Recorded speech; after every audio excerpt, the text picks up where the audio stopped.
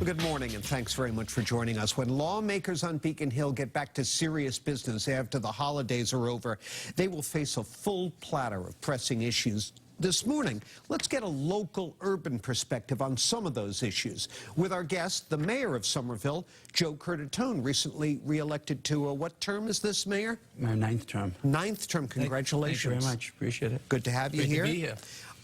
You lashed out at the legislature the other day on Twitter for inaction in easing the state's affordable housing crisis. You wrote, "What part of crisis doesn't Beacon Hill understand? It's shameful that multiple housing bills haven't been passed," end quote. What exactly is it you want them to do?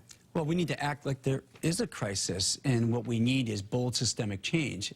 Still, we have bills before them for consideration, whether it's the governor's housing choice bill, which I support, which is important in the two blocks of needs that we have, or the bill by Representatives Connolly and Elogado, which helps protect tenants' rights.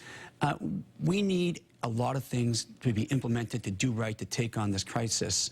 Displacement's at an all-time high, and we're feeling in places like Somerville. It's hard to call a place home, even Somerville, when you're in fear of being displaced in any given month. And to try to buy a home in the metropolitan Boston region is almost impossible today. Why do you think they're not acting?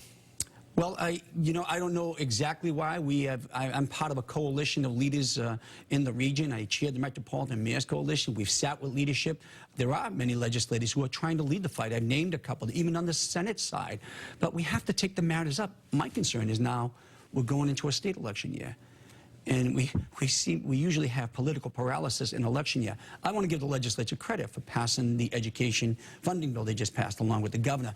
But we need bold systemic change if we're going to take on the housing crisis, or else we're going to lose the talented, skilled workforce from our cities and towns. It's going to hurt our economy. It's already displacing families and breaking up neighborhoods. Well, you have come out in support of basically restoring a modified version of rent control, right? Allowing local communities to opt into a type of rent control, which was, of course, banned by the voters statewide in 1994.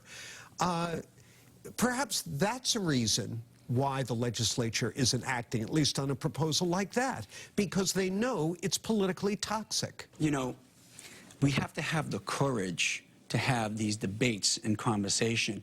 Yes, I came out in favor of Representative Connolly and Elogado's bill because we have to do many things. Explain what that would do. Yeah, that bill and the rent control would give local communities the option to adopt a version of rent control. We're not talking about the rent control, which was really not a good version in the 70s.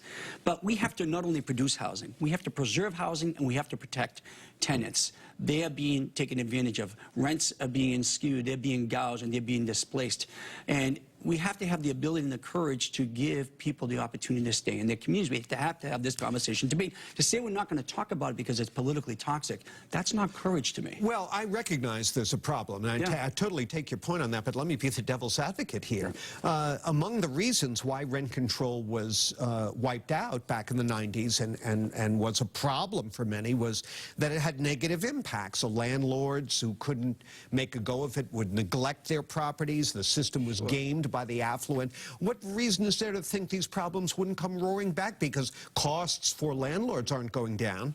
Right. You know, that's a good point. And I would submit the rent control version of that era did not work well. However, we're seeing New York, California, Oregon pass measures.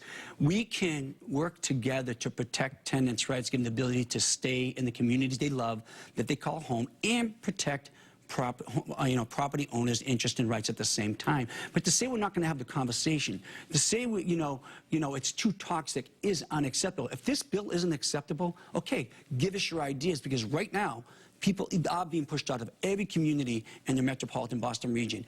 That's going to hurt our economy. It's already breaking up neighborhoods and our families. All right. On that note, let's take a short break.